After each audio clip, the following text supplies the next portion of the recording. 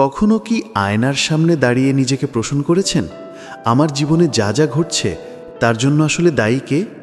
হয়তো আপনি অনেক সফল হয়েছেন, অথবা বারবার ব্যর্থ হচ্ছেন। হয়তো খুব আনন্দে আছেন, আবার হয়তো গভীর হতাশায় ডুবে যাচ্ছেন। আমরা সাধারণত আমাদের পরিস্থিতি, ভাগ্য বা অন্য মানুষকে দায়ী করি।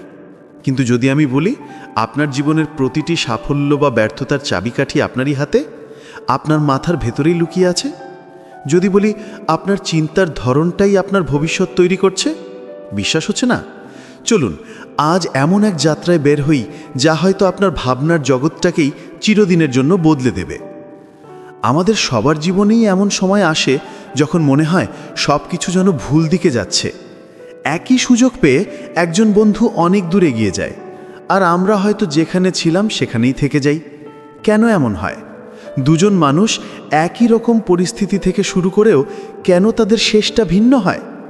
উত্তরটা লুকিয়ে আছে কোনো বাহ্যিক কারণে নয়, বরং আমাদের ভেতরে এক বিশাল শক্তির মধ্যে, যাকে আমরা বলি মাইন্ডসেট বা মানসিকতা। সহজ কথায়, মাইন্ডসেট হলো আমাদের চিন্তা ভাবনা করার ধরন, পৃথিবীকে দেখার চশমা। এই চশমার কাঁচ যদি পরিষ্কার হয় তবে আমরা সব কিছুর মধ্যে সুযোগ খুঁজে পাই, আর যদি তা ঘোলাটে হয় তবে প্রতিটি সুযোগকেও আমাদের কাছে সমস্যা বলে মনে হয়। পৃথিবীতে যারা বড় কিছু করেছে তারা কোনো জাদু বলে সফল হয়নি। তাদের আসল জাদুটা ছিল তাদের উন্নত মানসিকতা। তারা জানতো, বড় কিছু করতে চাও, এইভাবে চিন্তা করো, আর এটাই তাদের সাধারণ থেকে অসাধারণ করে তুলেছে। আমাদের প্রত্যেকের ভেতরেই দুটো সত্তা বাস করে। একটি নেকড়ের মতো, যে সব সময় ভয়, হিংসা, সন্দেহ আর নেতিবাচক চিন্তায় পূর্ণ। সে সারাক্ষণ কানে কানে বলে, তোমাকে দিয়ে হবে না, এটা অসম্ভব, চেষ্টা করে লাভ নেই। আর ভেতরে আরেকটা নেকড়েও আছে, সেই সাহস, ভালোবাসা, আশা আর ইতিবাচকতায় ভরা। সে বলে, তুমি পারবে, চেষ্টা করলে সবই সম্ভব। ব্যর্থতা মানে নতুন করে শেখার সুযোগ। এখন প্রশ্ন হলো, এই দুই নেকড়ের লড়াইয়ে জিতবে কে? উত্তরটা খুব সহজ, আপনি যাকে বেশি খাওয়াবেন সেই জিতবে। অর্থাৎ আপনি আপনার মনের মধ্যে যে চিন্তাগুলোকে বেশি গুরুত্ব দেবেন, আপনার জীবনটাও ঠিক সেই দিকেই এগিয়ে যাবে। আপনি যদি সারাদিন নেতিবাচক চিন্তা করেন, তাহলে আপনার জীবনটাও সমস্যায় ভরে উঠবে। আর যদি ইতিবাচক চিন্তাগুলোকে গুরুত্ব দেন, তাহলে কঠিন পরিস্থিতির মধ্যেও আপনি সমাধানের পথ খুঁজে পাবেন। এই মানসিকতা মূলত দুই ধরনের, ফিক্সড মাইন্ডসেট আর গ্রোথ মাইন্ডসেট। ফিক্সড মাইন্ডসেটের মানুষেরা বিশ্বাস করে যে তাদের বুদ্ধি, প্রতিভা আর যোগ্যতা জন্মগত আর নির্দিষ্ট। তারা মনে করে যা আছে তাই থাকবে, এটাকে আর বদলানো বা বাড়ানো সম্ভব নয়। এই ধরনের মানুষেরা চ্যালেঞ্জ নিতে ভয় পায়, কারণ তারা ব্যর্থ হতে চায় না। তাদের কাছে ব্যর্থতা মানেই হলো অপমান। কেউ তাদের কাজের সমালোচনা করলে তারা রেগে যায়, কারণ তারা মনে করে সেই ব্যক্তি তাদের যোগ্যতাকে প্রশ্নবিদ্ধ করছে। তারা নতুন কিছু শিখতে চায় না, কারণ তাদের ধারণা যদি তারা কিছু না পারে তার মানে হলো তাদের সেই প্রতিভাটাই নেই। অন্যদিকে গ্রোথ মাইন্ডসেটের মানুষেরা বিশ্বাস করে যে চেষ্টা, পরিশ্রম আর শেখার মাধ্যমে যে কোনো যোগ্যতা বা প্রতিভা অর্জন করা সম্ভব। তারা চ্যালেঞ্জকে ভয় পায় না, বরং নতুন কিছু শেখার সুযোগ হিসেবে দেখে। তাদের কাছে ব্যর্থতা মানে হেরে যাওয়া নয়, বরং এটি একটি শিক্ষা যা পরের বার আরও ভালোভাবে কাজ করতে সাহায্য করে। তারা সমালোচনাকে ব্যক্তিগতভাবে নেয় না, বরং এটিকে ফিডব্যাক হিসেবে গ্রহণ করে নিজেদের ভুলগুলো শুধরে নেয়।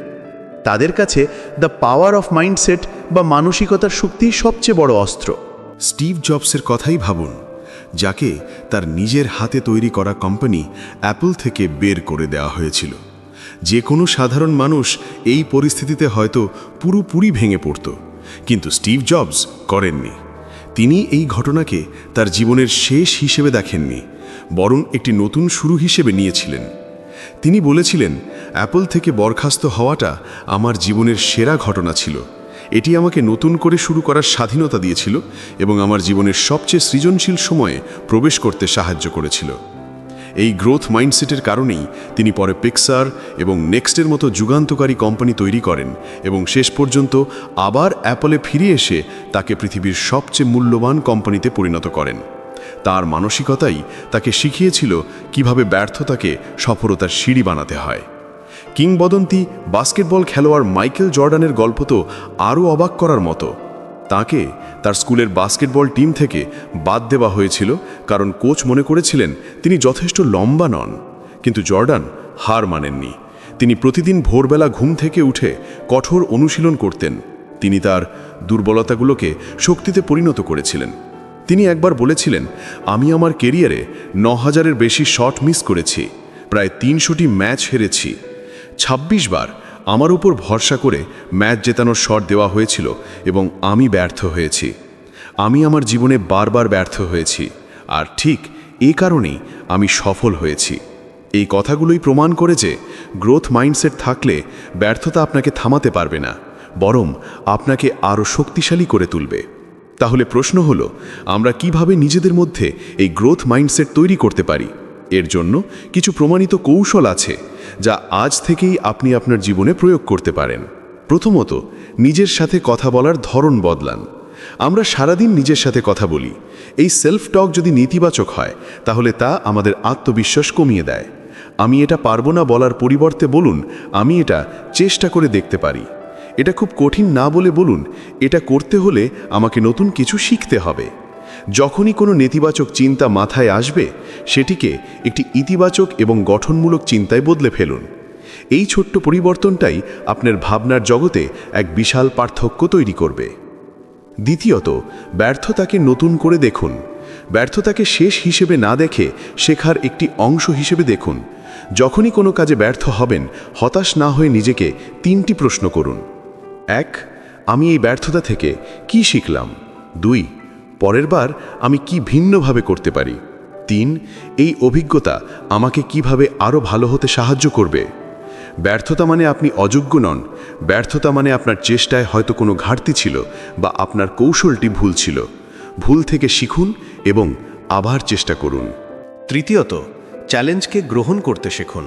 সহজ কাজ আমাদের কোনো নতুন কিছু শেখায় না, কঠিন কাজই আমাদের ভেতরের সেরাটা বের করে আনে। তাই চ্যালেঞ্জ থেকে পালিয়ে না গিয়ে সেটিকে গ্রহণ করুন। যখন কোনো কঠিন কাজ সামনে আসবে, ভয় না পেয়ে ভাবুন, এটা আমার জন্য একটি নতুন সুযোগ নিজেকে পরীক্ষা করার এবং নতুন কিছু শেখার।